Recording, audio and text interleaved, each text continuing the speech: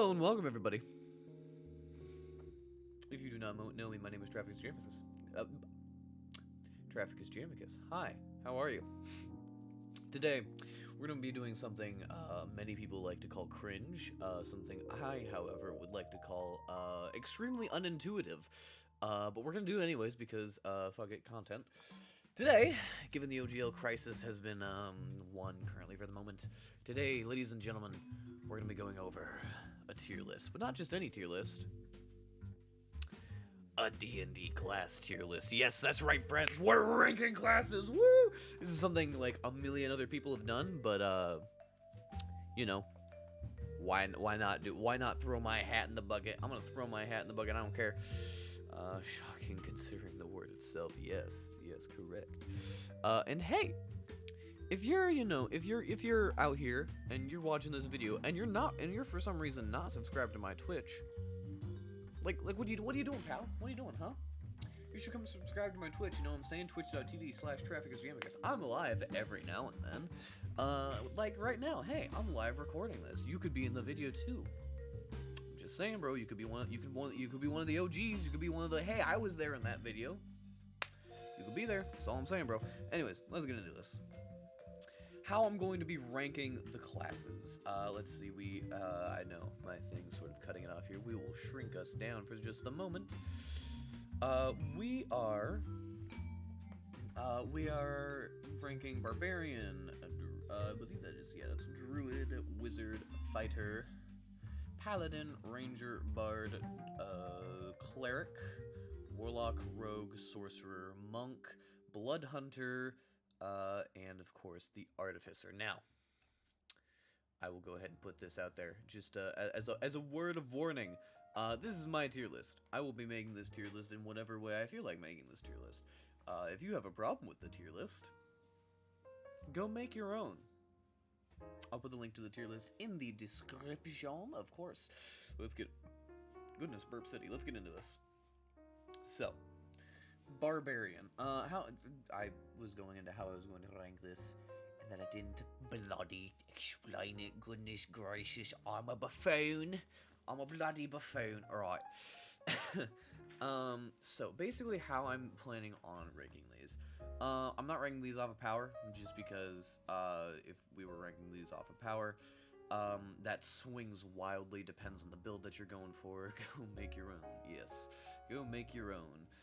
Sorry, I was just reading TJ's emote in the live Twitch chat,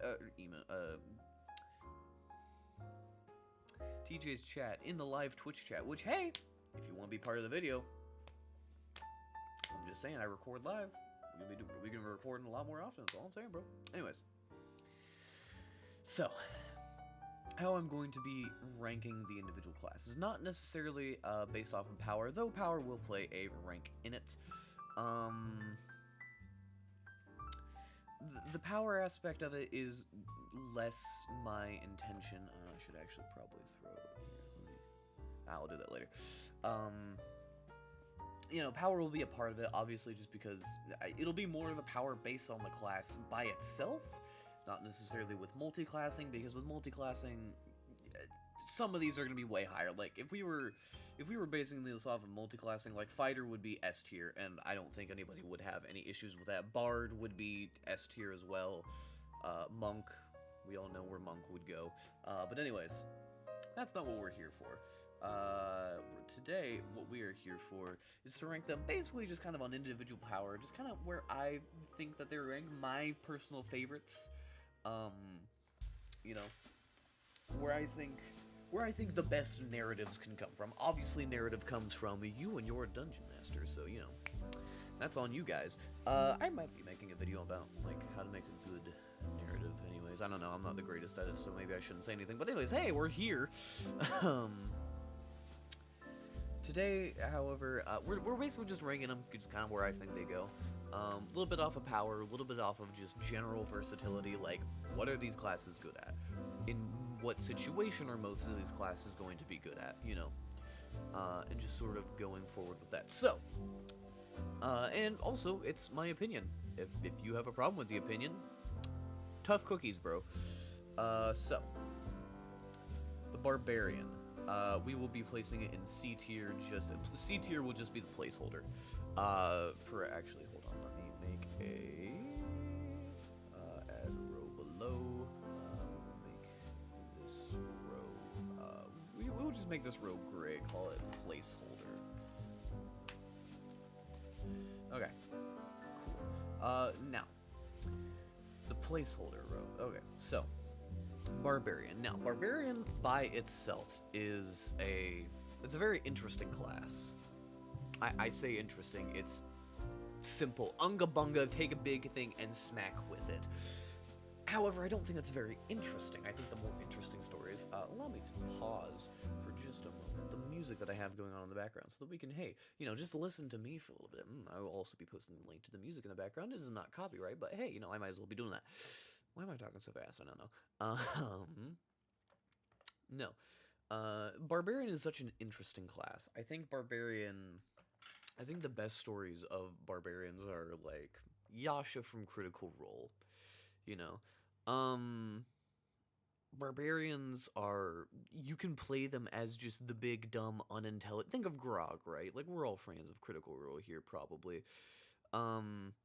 But think of, like, Grog, like the typical barbarian, just big, dumb, stupid guy with a big axe, just going around swinging things. Pretty fairly basic.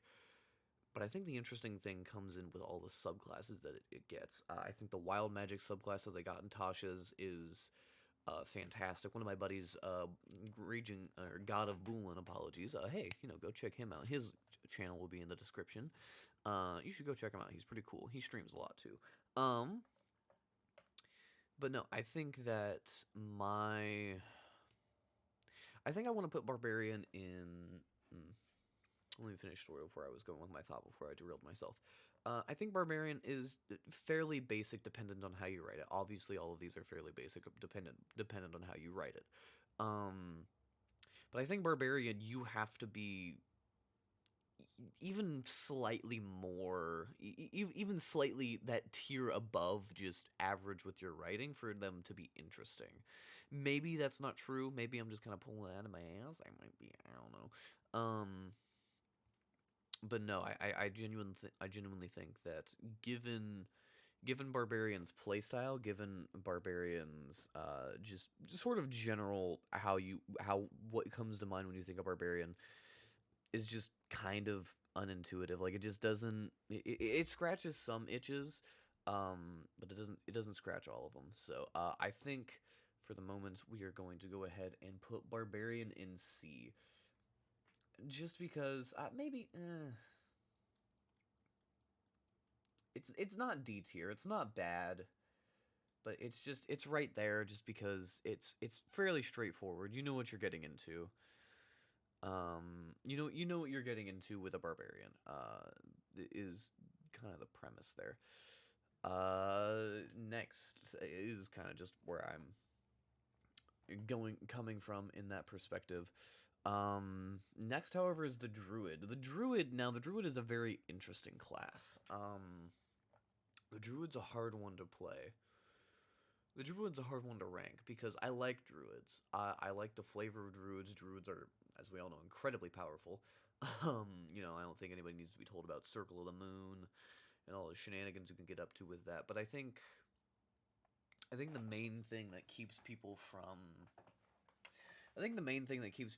playing Druids is they kind of suffer like clerics do, in the amount of spells that you can prepare, the fact that you can change the spells that you prepare every day, which is a great utility. It's a fantastic utility. Being able to change just spells to the environments that you're in, or to the situation that you're in. If you're in a dungeon crawl, you can change it to have whatever you need. Like, that's incredible. But I think the main thing that people focus on too much is that, especially new players when it comes to Druid, is that Druid is a lot. Like, there's a lot. With the amount of spells that we have currently within the game, just in general, there's so much to pick and choose from that having to look through and change everything once a day is almost asking too much. It's almost asking too much. Now, it's not too much in the sense of like, oh my goodness, I can't possibly handle this, or but it's just more. it's more of this just I don't know. It's more of a I don't know. It's just more of a feeling where it's like it's a harder class to play in game and can feel a little clunky if you're not familiar enough with the druid or with the cleric, which can feel bad, especially if you don't want to play like a wizard or if you don't want to play like a sorcerer. Um, it's interesting. But to counterpoint to counteract that, right? To counteract that, I think that the druid story and narrative wise is almost unparalleled. I think you can write a lot of different stories based around nature, based around the changing of the world, and use that as a narrative reason for a lot of things to happen. Um, I think that's certainly interesting to talk about and and certainly explore, especially with your players. I think it's an incredibly great class to have to play. I think that the druid. To sort of summarize my thoughts, I know I'm kind of scatterbrained on it, but to sort of summarize my thoughts, druid's not a bad class. I don't think druid is a bad class at all. I think it's probably one of the better ones, and you're going to see that in my ranking. Um, but I think that if you're just starting out with it, it is a it can be, I shouldn't say it is, but it can be very difficult to learn, to play. It can feel clunky at times if you're not properly engrossed within the system and whatnot. So I think for that reason, I'm going to go ahead and place it not within F tier. It's not like yeah, no, all that praise and criticism for F tier. No, I think Druid deserves a solid B. I could see an argument for A. We're gonna put it in. We'll be generous and put it in A. Next is the Wizard. Do I do I need to say it? Are you really gonna make okay? Wizard's the best class. Okay, Wizard is objectively the best class. Like, if you want to play the game and you want to be the most powerful man with all the spells and all the magic and all the cool stuff, play a Wizard. Like, it can do anything any of the other classes can do, but just better. Maybe that's not entirely fair. It depends on your wizard, right? You can play a wizard that just casts nothing but evocation spells and massive damage every turn, consistently. Or you can play a utility caster wizard and, cast web and haste and slow and all these other spells, and really, be sort of like a utility thing, and keeping your distance and buffing and buffing your allies and debuffing your enemies and stuff. But that's kind of the point of the wizard, is the wizard can fill in wizards can fill in any niche that you don't have in your group. You don't have an up close brawler? Play a sword singing wizard. Play a blade singer wizard. Sorry, not sword singer. And play a blade singer wizard and just run up, smack a couple of things, shoot Eldritch Blast with feats and whatnot. You wanna cast you wanna be in the back and you wanna cast lightning bolts all game. Great. You want to cast spells and make them different elements? College of what is it? It's the College of Tomes, I believe, that lets you do that as a reaction. I think. Maybe it's not true. I think it's like a bonus action or something. I haven't looked at that in a little bit, but there's just so many. There's just so many, different. There's so many different things that I think Wizard can do and is capable of doing that I don't necessarily see. I don't know. Wizard's just one of those things where it's like, man, like it is just it just really like it can just kind of do everything. So I think with that, nobody is going to be surprised when I put it in S tier, because it's the Wizard. Like, the Wizard goes in S. S is for best, or I guess I don't know. Anyways, moving past that, we now have the Paladin. Now, the Paladin is an interesting one. The Paladin fills in a couple of niches. It's not nearly as versatile as Paladin, by virtue of being a half caster class, is going to suffer from, the typical issues that half caster classes suffer from, which is it's kind of like you have to really lean hard into it. Hey, I just put the little chat box in there, so now you can see what people are saying. Sorry, that wasn't in there earlier. That's what I was kind of, trying to get to, but I didn't. Um, Paladin's an interesting thing. Um, like yeah, TJ, I don't think that you're entirely wrong when you say the typical paladin when you think of one is the goody two shoes lawful good. I will smite everybody who doesn't fit into my very narrow line of thinking. Now I think that's people playing lawful good very stupidly. I think that's people really boiling alignment down to something that's kind of not what it is. I like the alignment system in 5e.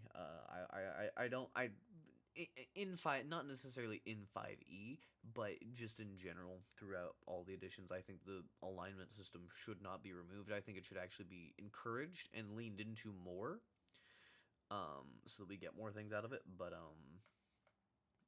anyways, back what am I talking about? Atrix from Adventure Quest is a goated paladin. Yes, correct. Atrix do got layers. Yes, yes, you do.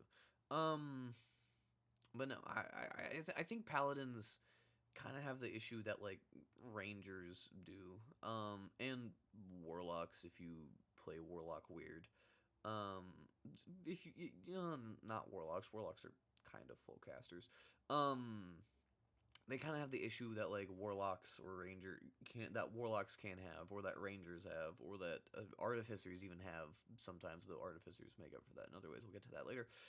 Um, I think that paladins just struggle with kind of I don't know, at least in my opinion, they're really good at burst damage with divine smite, all their other smite spells that they have, and they also have a few support spells that they can cast. Like that's really great. But then you're also balancing that out with trying to be a tank. It's something that the community likes to call map multi attribute dependent, multi attribute dependent. Meaning like hey, you have to lean into strength because obviously you're a dex paladin isn't really a thing unless you're playing rogue paladin. Which if you're playing rogue paladin, I tell your DM I'm sorry for him. I'm really sorry for them. I haven't had to deal with that yet, but I've heard the horror stories. I'm so sorry for them. I really am. Why would you play Rogue Paladin? It's too good. Rogue Paladin is too good. Just don't do it. Just don't do it. Literally any other paladin multiclass, cool, totally cool. But Rogue Paladin, no, no, no, not allowed, not allowed. Anyways, I played a Bard Barbarian before. Bard Barbarians are an interesting one. Wind Squirrel. Um. But yeah, no, yeah, I don't know. Paladin just to me, it can feel. Bard Wizard's actually a pretty okay combo. It's not amazing because again, it gets multi attribute dependent, requiring you to have more. It's an okay combo, I should say. It's not amazing because anything that requires you to have a 20 or at least a very high number in multiple stats tends to be worse because you only have so many ASIs and you want to be leaning into your main stats. And with Paladin, you kind of have three main stats that you want to lean into. You want to lean into your strength, obviously, because you want to hit things, you want to deal damage and whatnot. You want to lean into your constitution because you're a tank.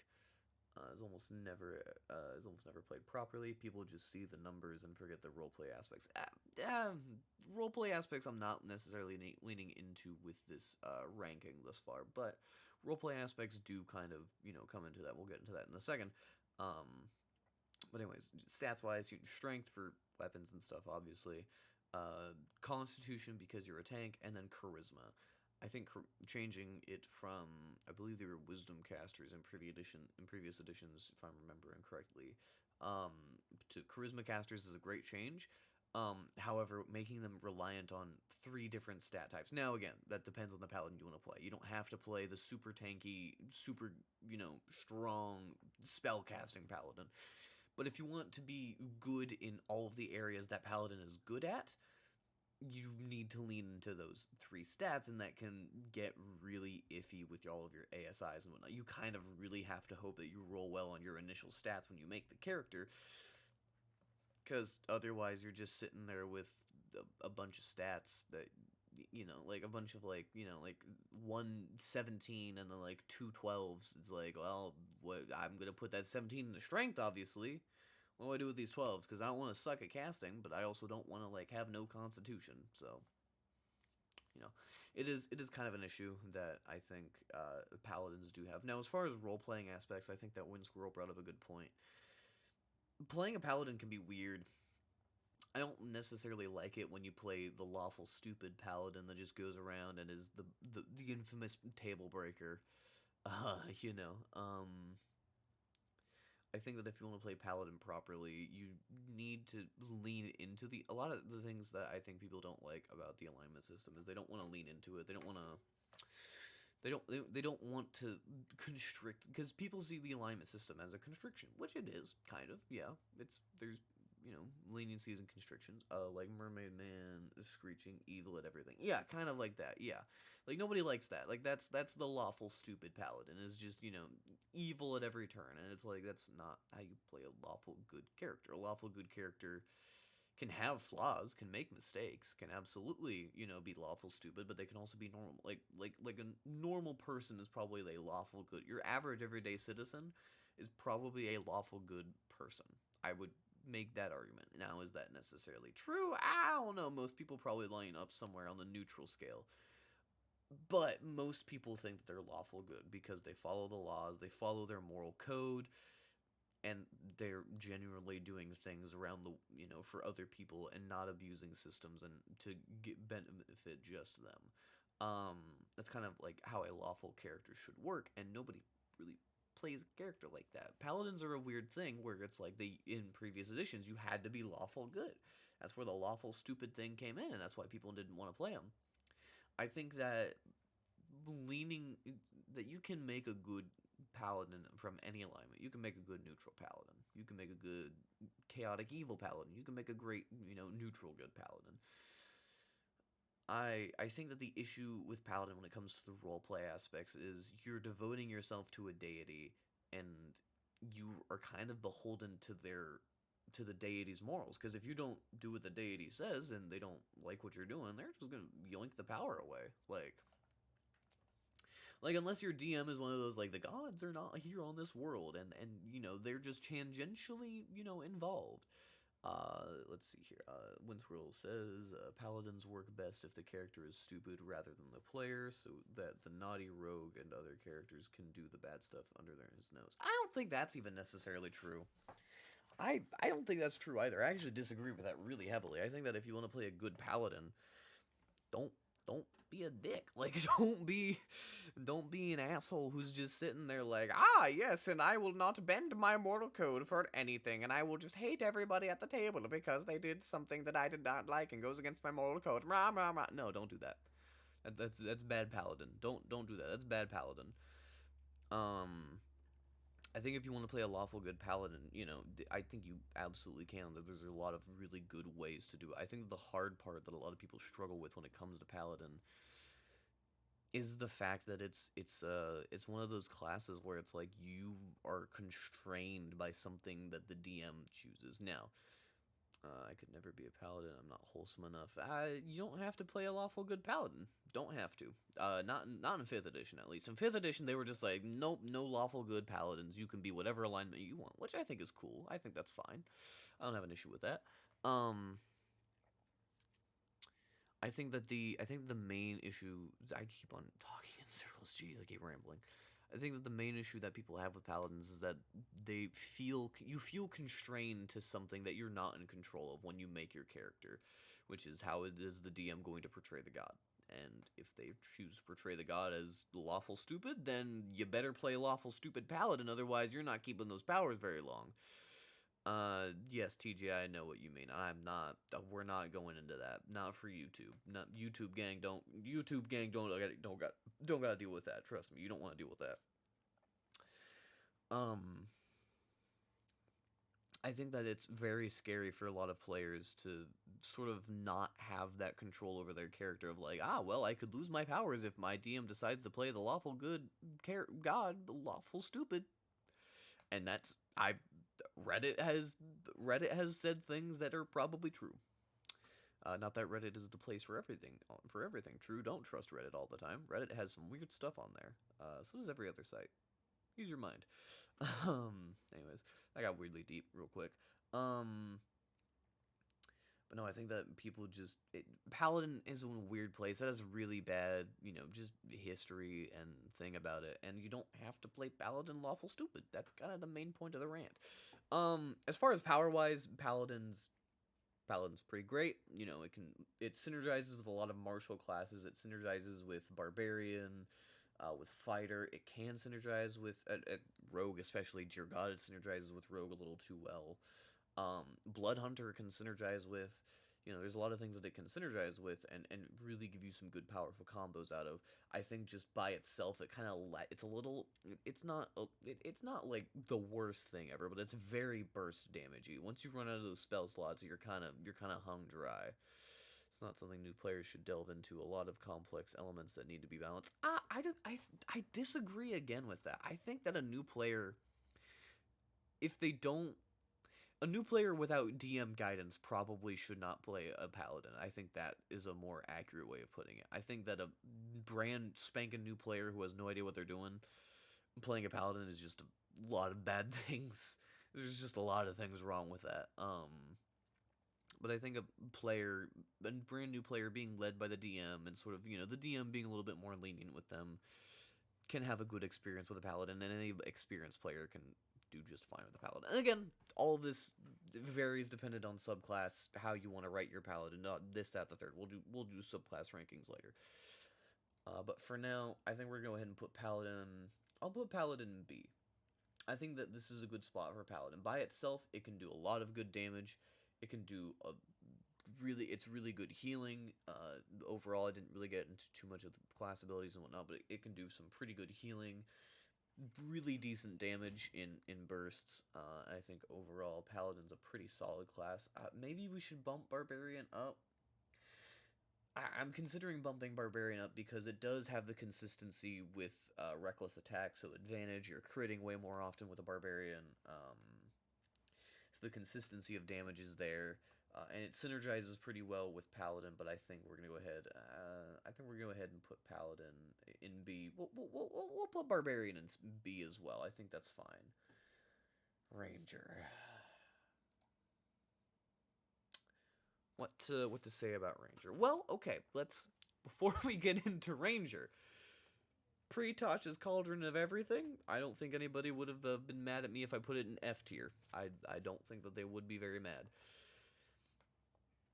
Current Ranger, though, after Tasha's, I think, is just okay. I think that the flavor of the class is amazing. I haven't done Ranger in 5th yet. They get a buff since 3.5. Beginning of 5th edition, they were worse, probably. I don't know, I haven't looked at 3.5 Ranger in a very long time, but they were really bad in beginning of 5e. Now they're just okay. Rangers don't do a lot, man. Like, they shoot things, and they track things. And that's kind of it. Like, the flavor of a Ranger is there. The subclasses, okay, the subclasses for Ranger can be really cool. Drake Warden, that came out in Fizzband. Holy shit. Amazing. We love Drake Warden here. We stand Drake Warden. The rest of Ranger, though, sounds like it was made for dual classing. Kind of, yeah. Ranger was I think it might have just been one of those ones where it was like kind of intended with multi-classing in mind, because going pure Ranger feels really bad.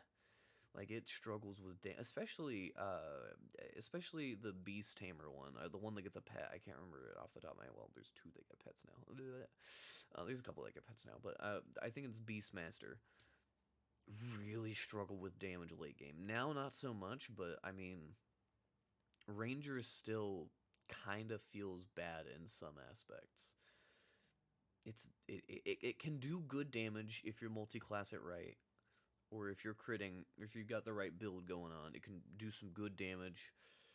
But I think if you're going pure Ranger, if you're going, like I'm sort of more talking about for this, like if you're going pure, it's just okay. It's not. It doesn't tickle my fancy. Nothing about it really makes me be like, whoa. It's kind of just there, man. So I think for that reason, I gotta I gotta put it in like D.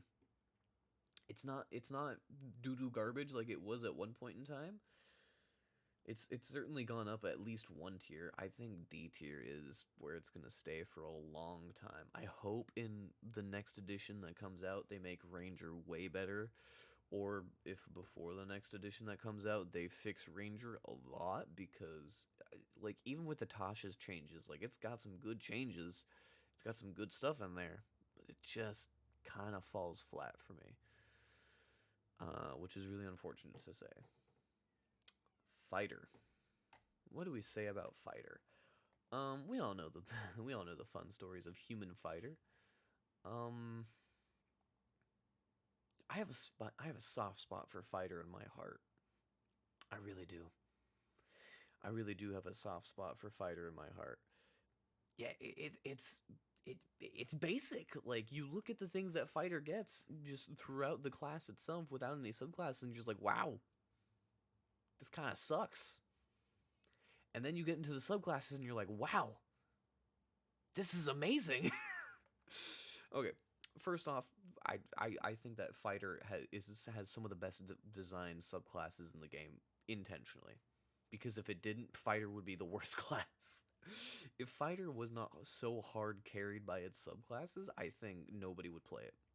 Like, if Fighter had some mid subclasses, it kind of has a few mid subclasses, but if most of its subclasses were like lower in power, I think I think people would be a lot more critical of Fighter than they are, because Fighter right now is amazing.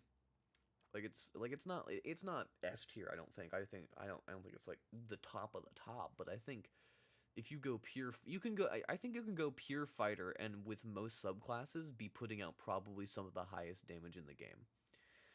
I think that you can, if you go pure Fighter and everybody else is going pure into their classes as well. Do I need to? I do need to head to bed, but I do wish you good night. All right, have a good night, Bowman. Thanks for stopping in. Hey, if you guys want to stop, hey, if you guys want to stop in the stream, like Bowman just did, appreciate you, Bowman. By the way, you're a man, you're a G.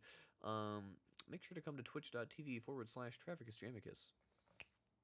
Shameless plug yet again. But no, I think Fighter it does so many good things. If you're playing in a group and they're all going like pure into their own classes, like wizard, cleric, whatever, you're probably going to be dishing out the most damage in the game. Now, if people start multi-classing and like optimizing and whatnot, obviously not but like Fighter can. Sorry, I almost said Paladin. We already ranked Paladin. I think that Fighter is absolutely very fantastic. I think it is a little bit swingy though, because you have classes like Battlemaster, which are still relevant to this day, which are still incredibly good and incredibly powerful, and work really well. And then you have Eldritch Knight. Eldritch Knight's not bad, per se. It's okay. It doesn't blow your socks off. It's not. Objectively, it's probably bad. Objectively, Eldritch Knight is probably bad. But I don't know. It's just. I don't know, man. Like, just Fighter overall, Fighter, Cleric, Wizard, Rogue equals the gold standard. If the group isn't balanced with these four, then the system is lacking. Yeah. Yeah, like, those are the gold standard classes. It's, like, it can be swinging in its subclasses, but like if you play like a Psy Knight, like the psychic based one that came out in Tasha's, if you play what's another one I can think of? A Battlemaster. Champion Fighter is even pretty good. That's really really taking Champion Fighter if you're multiclassing, but whatever. Gunslinger Fighter. Like, if you're playing a gunslinger, like, yeah, it's critical role content, but like, who doesn't want to play a gunslinger? Like, those are pretty cool. Those are pretty fantastic. So I think that Fighter, at the very least for me, gets no less than an A. I would maybe be able to hear an argument for top of B, but I will hear no low. That's not even true. I will hear no lower than A. I will hear no lower than A, probably top of A, honestly. The so that's I think where fighters are gonna rank. Now cleric. I Guys, come on. It's the cleric. Like what do you want from me? It's the class that you play when you want to do the funny haha damage. Oh, sorry, did you I damage? Sorry, I meant healing. Yeah, I definitely meant healing. No, come on. Cleric is amazing. I will never stop ranting about cleric in any lifetime. I think clerics are absolutely incredible. I think that they are incredibly well designed. I think maybe some of the earlier subclasses for them aren't the strongest necessarily, but if you're playing like a healer cleric, life domain cleric's amazing. If you want to play a damage cleric, tempest cleric is amazing. Death domain cleric is also amazing. You can DPS with cleric. It can be really strong if built well. Yeah, exactly. Like it can be built incredibly well. Um, but I think that kind of where cleric dies off is again, it's kind of the issue with paladin where like a lot of people when you think of cleric think of lawful stupid. Unfortunately, I don't know any of them personally, but like I've seen it. I've seen the dumb people on the internet claiming that cleric's a bad class because lawful stupid, and that's dumb. Don't play lawful stupid cleric. So I think with, that being said, I think we can all agree. Yeah, nope, that's the wrong one. Nope, sorry, that's the. We'll get into Warlock in a minute. But let's start with Bard. Cleric is S tier, by the way. If you didn't see where I was trying to do, Cleric is S tier. I don't think I need to explain that very much at all. Now, let's talk about Bard. Bard is good. Bard is really good. That's kind of what it is. Like Bard is good. It's not great. It's not amazing. It's not blow your socks off fantastic. It's all about the role play or you're doing it wrong. Exactly. Like if you're not role playing the crap out of your Bard, you're doing it wrong. Like I don't like to say that you're doing the game wrong because play the game however you want. It's your table. But if you're not role playing the crap out of your Bard, I don't know what to tell you. There's a reason why the horny Bard is a meme. Because people are not creative with how they want to be a Bard, and that is weird. Um But no, I think if you, I think I'd let a bard play some Tenacious D. I would let a bard play some Tenacious D. Tenacious D is a really good band. Um, but I think when it comes to bard, I think that a lot of people just lean into the meme of horny bard funny. Um, I don't know, man. It's just kind of like Bard is good. Like Bard can do some great damage. It's the best support class. I would argue better than Cleric when it comes to support. Not necessarily in healing, but in status effects, in buffing, in, charming effects especially. It's fantastic. The best in the game. But the subclasses are kind of lackluster for me personally at least. So they kind of have to make up for it with some of the class features, and some of the class features like counter charm. Counter charm's not good. We can all sit here and say counter charm is not good. Counter charm is bad. It's like the rogue of the magic classes. Yeah, it's good, but it's not the best. Rogue is great at doing one thing. That's kind of it. Bard is a little bit more versatile than a rogue, I will say. It's great again for support, inspiration, all the spells that they get, all the subclass features and stuff. Some of the subclass features and stuff that they get is absolutely incredible. But just it kind of just falls a little flat. Like if you're not like trying to make an amazing bard, it just kind of falls flat. So I don't mean to slander the bard. I love the bard class. I think it's a very good class. I just think that by itself it can sometimes just fall a little flat. So I think with that being said, I think we're going to go ahead and put it in C tier. It's, I think it's a solid C. I think I'm not mad. If you want to put it higher, obviously you can make the argument for anywhere high. If you're arguing for S tier Bard, I question some of your life decisions, but we're gonna move past that. But I think C tier is the most fair placement for it. Warlock. Warlock's a class, guys. Warlock's a pretty cool class. Hexblade Warlock is Hexblade Warlock is a great class, man. Hexblade Warlock probably goes in like A tier. That's where Hexblade Warlock goes. All the other Warlocks kind of go in F tier. Like, I don't want to be mean, but a lot of the other Warlock subclasses go in F tier. Okay, maybe F tier is mean. Maybe they go in like D or C tier. Uh, Warlock's a hard one to rank, man. I love Warlock so much. I love the idea of you had to beg something else for power because you yourself could not get it on your own. Because Warlock was so good in 3.5. I heard that. I've heard that it was pretty good in 3.5, but it's like Warlock just kind of falls. It's kind of like Bard, but it's worse than Bard, honestly.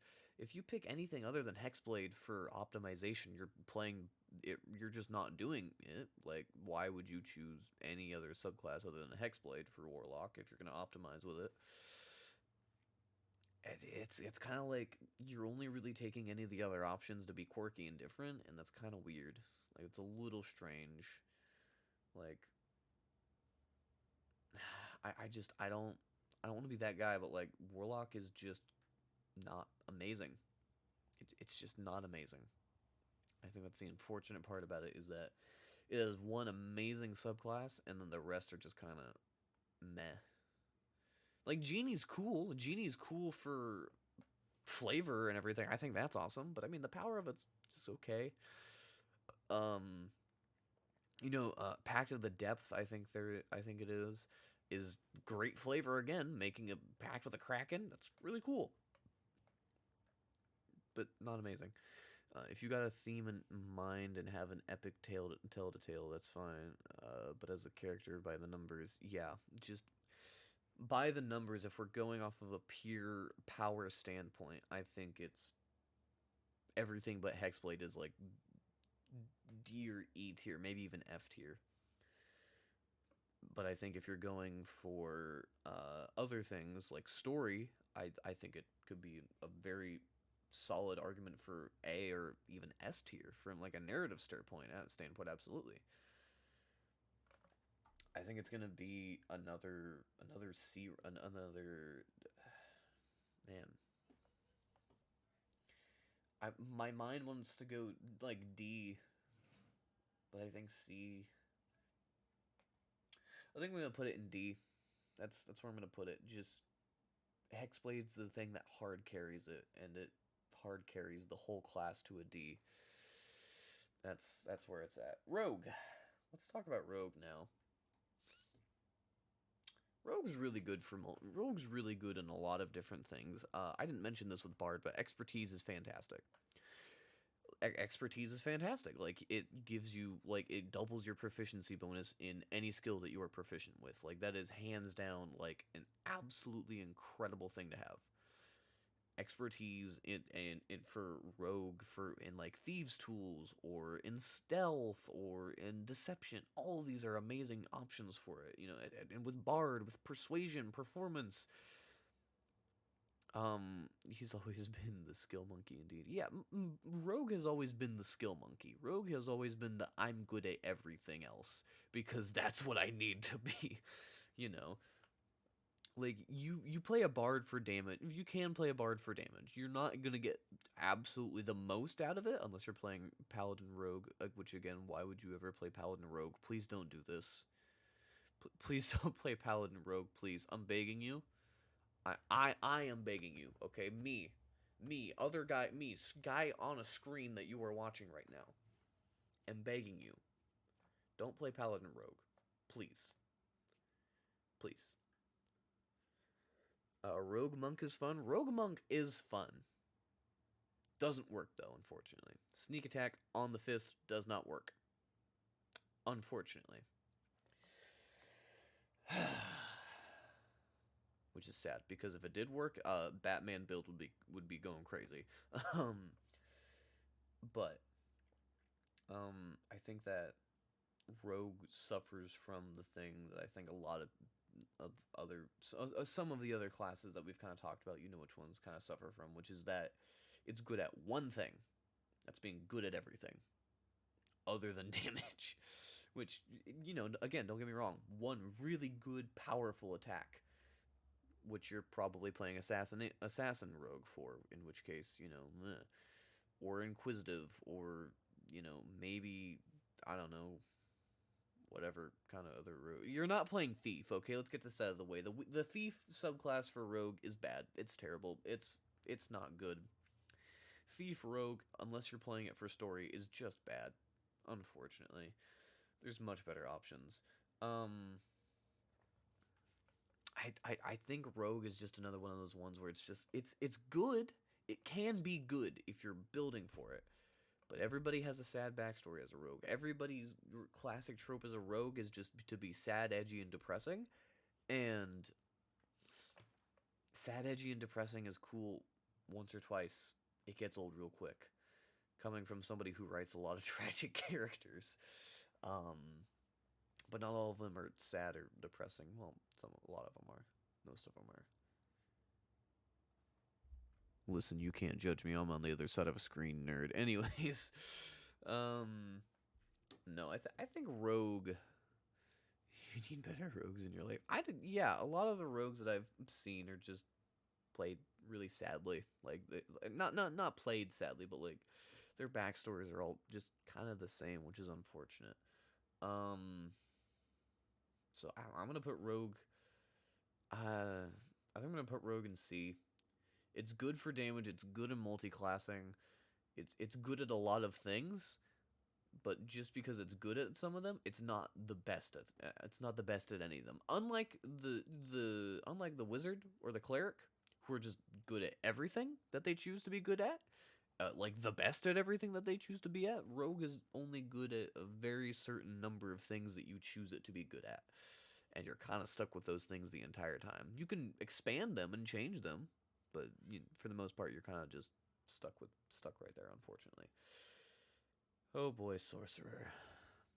Oh, as far as combat, it's C tier. As far as its situations of an outcome, it's A tier. Yeah. That's I think where it ranks. As far as situations out of combat, you know what? Maybe I'm being a bit too mean to Rogue. I'll put Rogue in B tier for that then. I think in most other situations, kind of like that you're keeping it in, it's good at them, but you kind of got to choose them, and those things are situational. And if you choose the wrong things, if you choose them to be combat oriented, like with stealth and everything, which I mean, stealth doesn't have to be combat oriented, but it can just kind of fall flat at B, or at C. But I think B is probably a more fair ranking for Rogue. Now let's talk Sorcerer.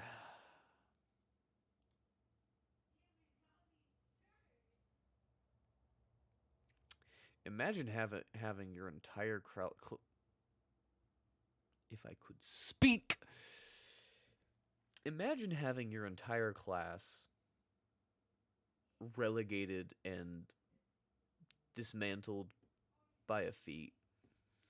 You don't have to do combat road. That can be an excellent phase for the party. Absolutely, they can. Yeah, so can bards. But yeah, that's kind of like what I was saying. Like, I feel like they rank right next to bards because bards and rogues do a lot of the same thing. If anything, I think bards have just a little bit more utility because they can cast a lot more spells. I think that's kind of the reason why I'm putting it in C tier with the bard, is that I think the bard can do more things than the rogue can with expertise and all that stuff and be flavored differently, but they have even more utility because of magic and because of things like inspiration. But again, I think both of them kind of fall flat in certain aspects outside of, those things.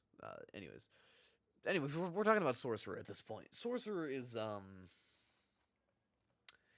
Imagine having your entire class relegated to a feat, in the feat being Meta Magic Adept. It's pretty sad, and it kind of feels bad. Just a little bit, just a little bit. Um, boy, Sorcerer is one of those things that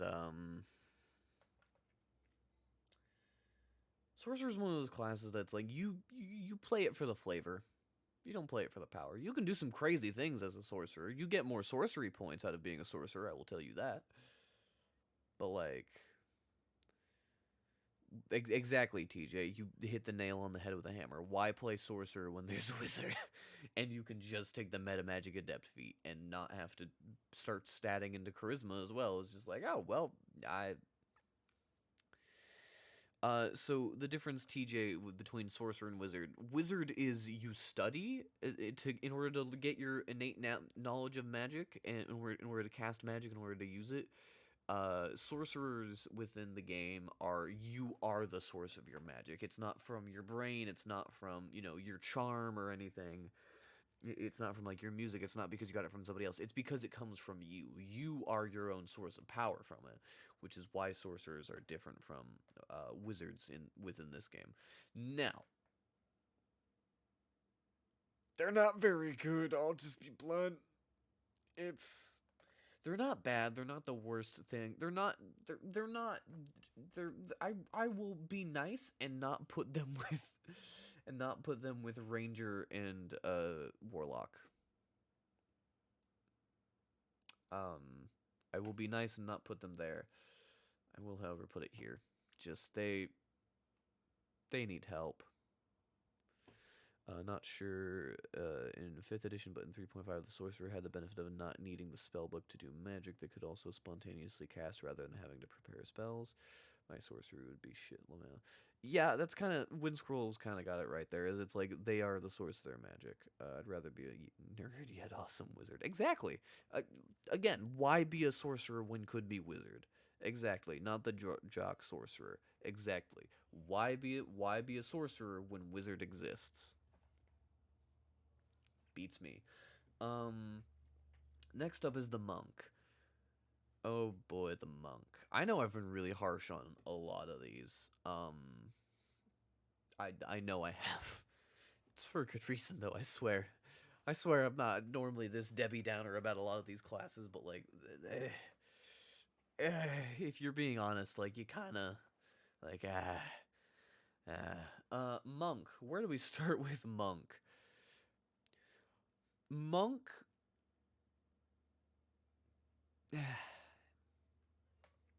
Monk is a lot of things. A lot of DPS is not really one of them, unfortunately. Like, it can, don't get me wrong. Like, Monk isn't, like, the weakest, can't do any damage, can't sit there and, like, do. Like, they can. But, like, there's other classes you could be playing, too. Like, are you really gonna play a Monk? Like, I would play a Monk, but are you gonna play a Monk? You're kind of playing. It's one of those things where again, it's kind of like the sorcerer, where you're playing it for the flavor of being a dude who just goes around and punches people.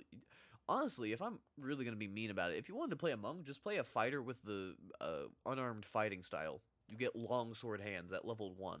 Like, it's crazy. Like, you just run around and just punch people and deal a D8 of damage at level 1, and you use strength instead of dex. It's insane. Um.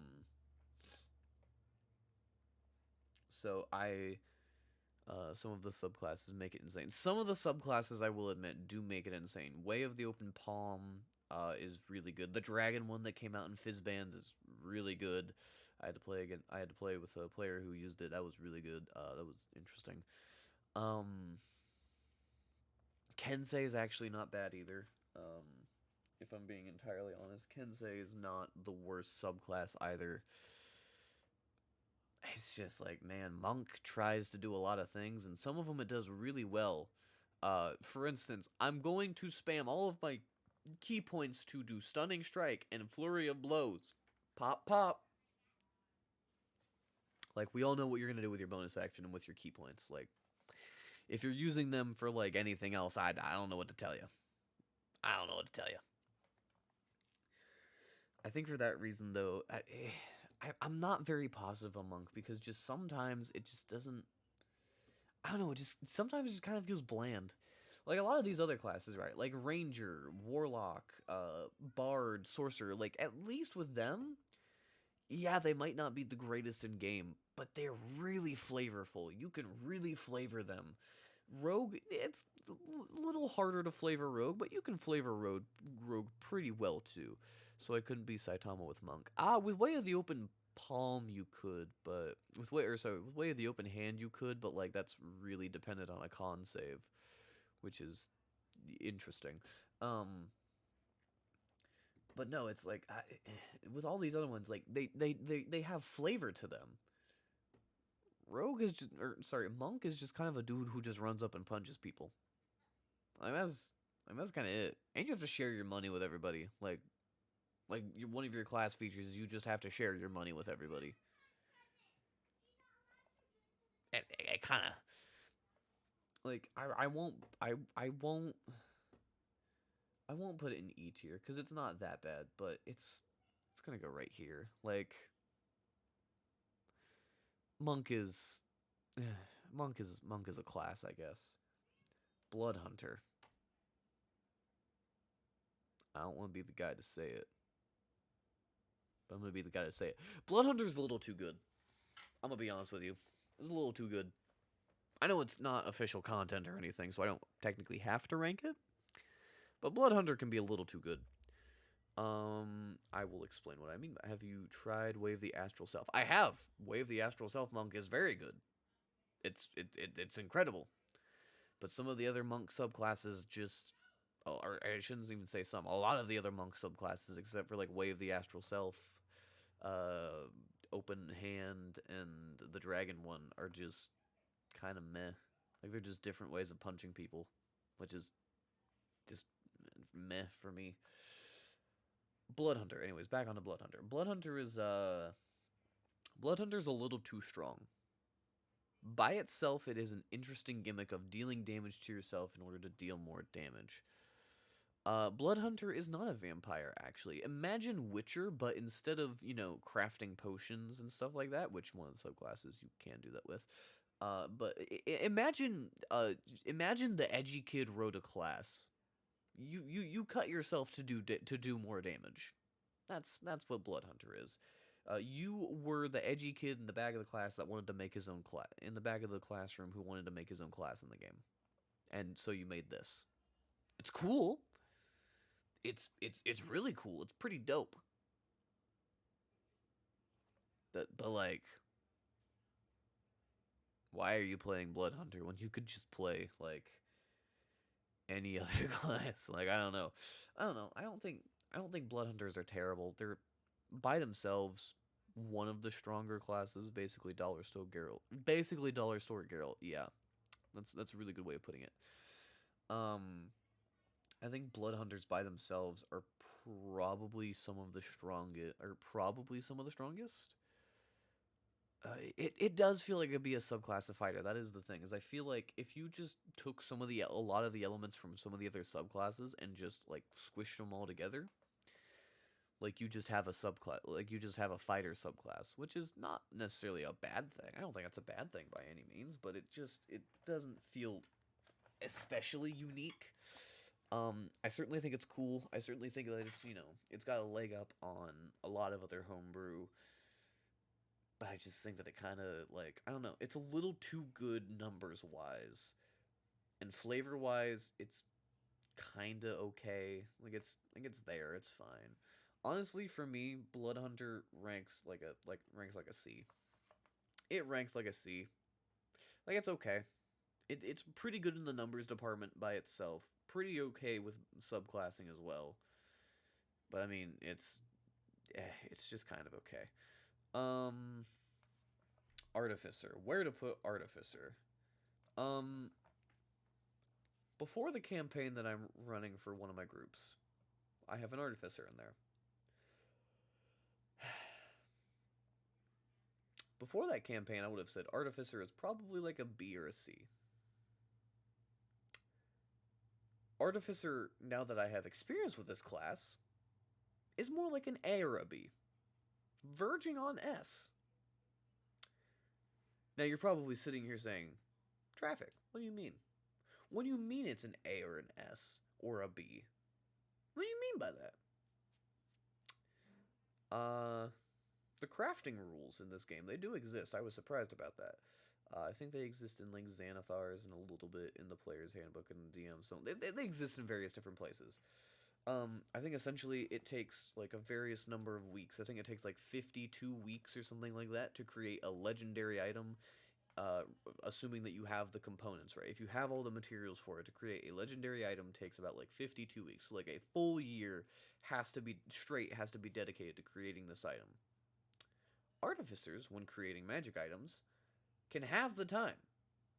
So instead of taking a year, they can take 6 months to do it. And then for each person helping you, halves it further.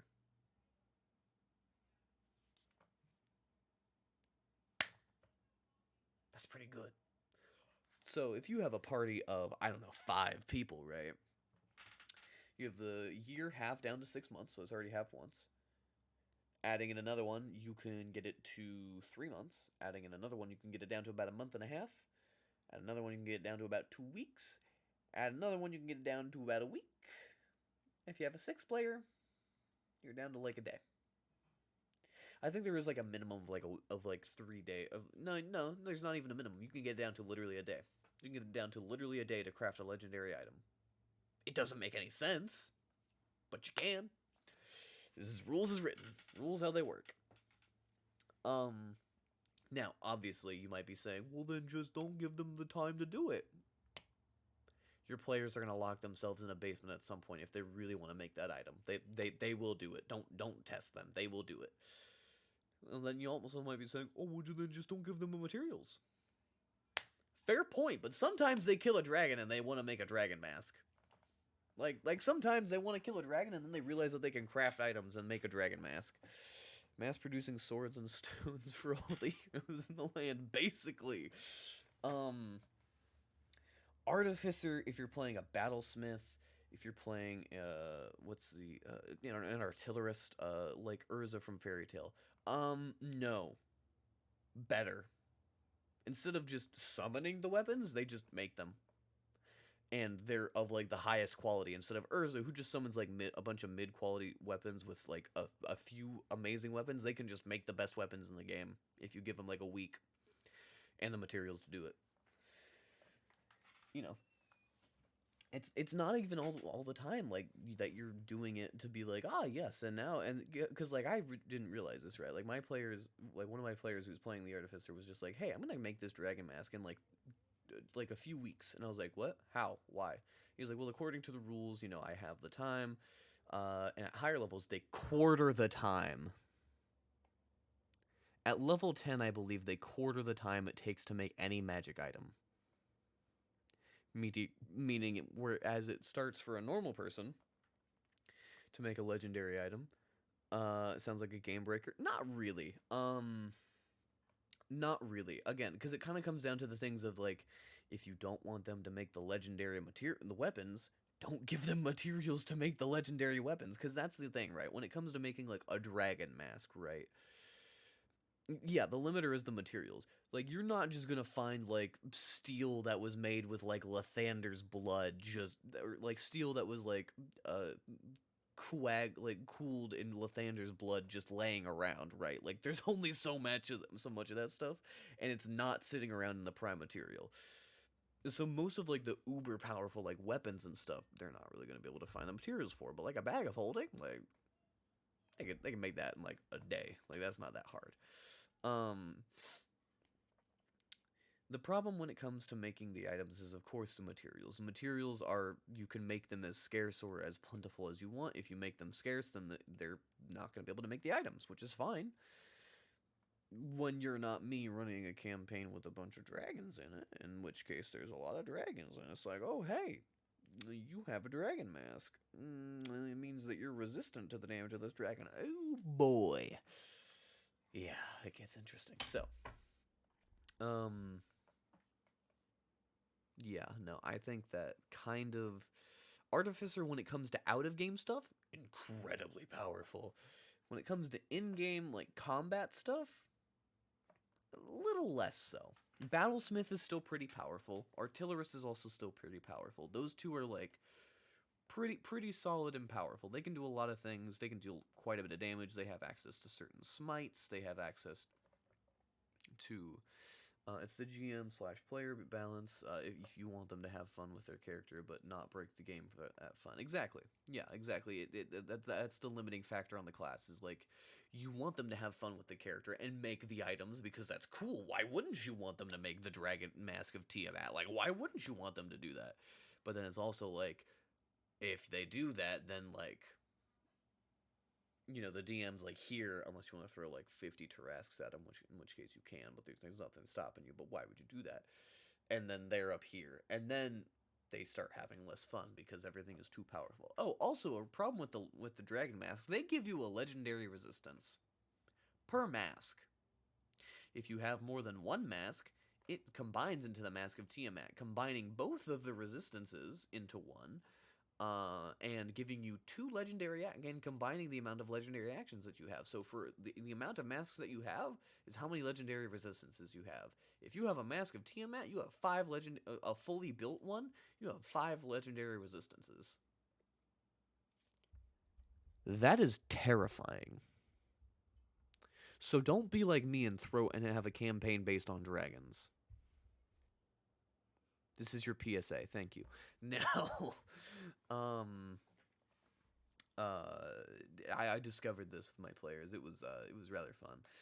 It's still gonna be fun. I'm still gonna have to find ways to get around it. It'll be fun.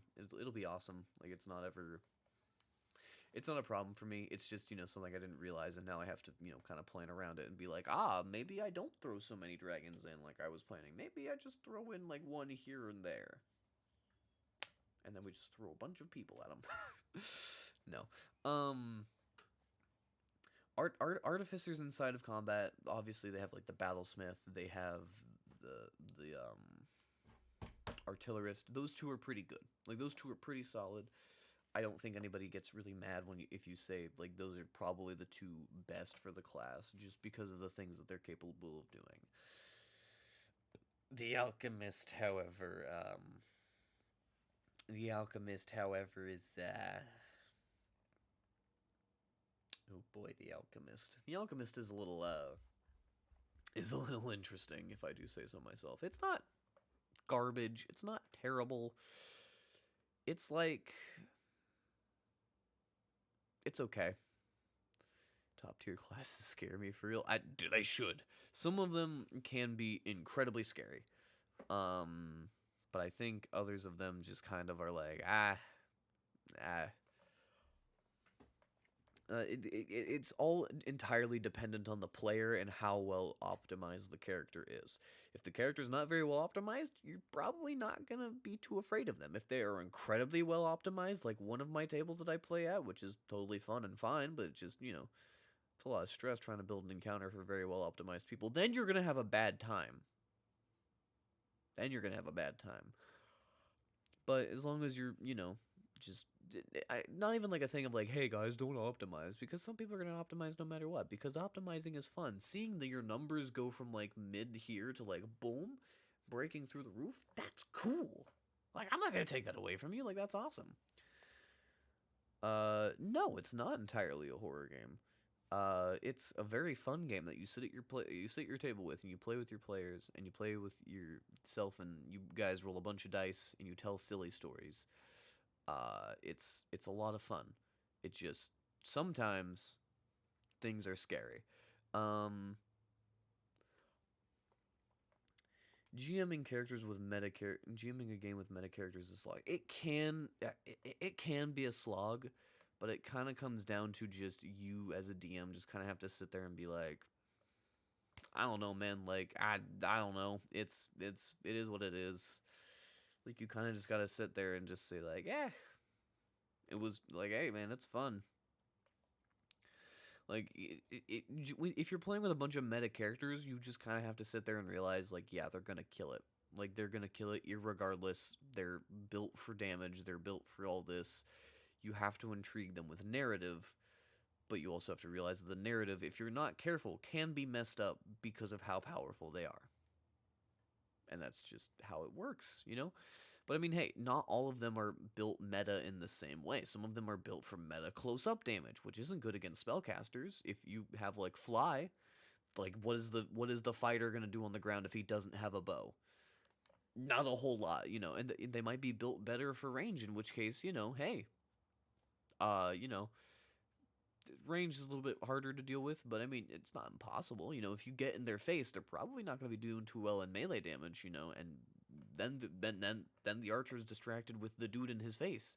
They might be better suited for like utility casting. So you might have an enemy mage casting counterspell, or casting other utility effects to kind of mess them up as well. It's an interesting thing. It's a play. It's a balancing dance, in which case you have to be the GM in most situations should be the one setting the tempo regardless. But if you're not setting the tempo and you're playing with a group of meta players, boy howdy, you're gonna have a fun time. That's the thing to combat the power you have to change your game to compensate. Yeah, exactly. You do have to change your game to compensate. Not like a ton. Like you can you can also just like beef the enemies up a little bit, throw in a legendary monster here and there. Like it's not the end of the world, but it does make it a little annoying. Sometimes it can be just a little bit like, man, that was meant to be really tough, and you guys beat that in like 2 rounds. That's sad. It's extra work, and it is extra work, but I think honestly, dude, like if they're having fun with it, I'm not gonna rob them of it. It's just extra work that I have to put in, and I can find the time for it. As long as we're all having fun at the table, then that's all that really matters. If your players are having fun playing meta, cool, let them have fun play meta. Just play meta back. Like find out ways to like find out interesting monster combos to weave into the narrative so that they have to like counteract and think of it. You know? So it's an interesting thing. You just have to play meta with the stuff that you have, and as a GM, you have a lot more materials to play with. Believe it or not, GMs have a lot more materials than players to play with. We just can't use all of them all of the time. But anyways, this got way off topic. Artificer is, like I said earlier, Artificer is an A. I will go ahead and how do I delete row. I didn't really have any F tier.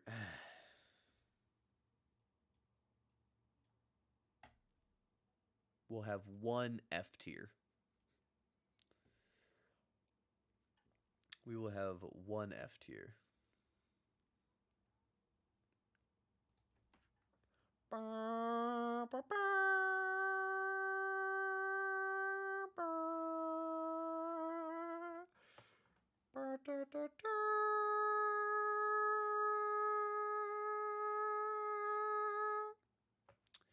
Rest in peace, my sorcerer players. You've been demoted to F tier. I didn't want to have to do it, but I had to. Yeah, this is what insanity looks like. Correct. Alright. Well, I think that will go ahead and do it for the ranking. I will be posting this to Twitter. Hey, if you guys are, here and if you guys have made it this far into the video, I know this is an hour-long video over that probably. I did a lot of ranting in here, but that's all gonna stay in because I'm not gonna edit this because I don't feel like editing for 16 hours. So hey, thanks for sticking around. Hey, hit that subscribe button. Also, make sure you hit that bell notification. Make sure you hit that bell notification so you're getting the notifications when I send out more videos. I'm gonna start recording and sending things out way more than I have been thus far. But yeah, now with that's out of the way, I'm gonna go make a burrito. Actually, I already ate 2 burritos. I'm gonna go get some water and drink some water because I'm thirsty. Okay, bye.